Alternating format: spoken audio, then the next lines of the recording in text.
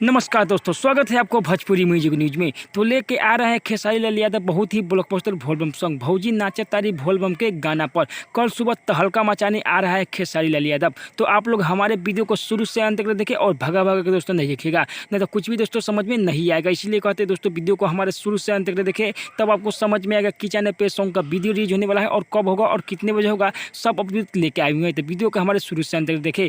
चलिए दोस्तों वीडियो को स्टार्ट करते हैं। वीडियो को स्टार्ट करने से पहले दोस्तों आप लोग हमारे चैनल पर नए हो तो चैनल को सब्सक्राइब कर दो और बेल आइकन दबाना दोस्तों नहीं भूलिएगा। बहुत ही ब्लॉकबस्टर सॉन्ग के बारे में अपडेट लेके आए हुए हैं। तो वीडियो को शुरू से अंत तक देखें, तब आपको समझ में आएगा कि चैनल पे सॉन्ग का वीडियो रिलीज होने वाला है और कब होने वाला है और कितने बजे होने वाला है, सब अपडेट लेके आए हुए हैं। इस सॉन्ग को गाए हुए हैं खेसारी लाल यादव।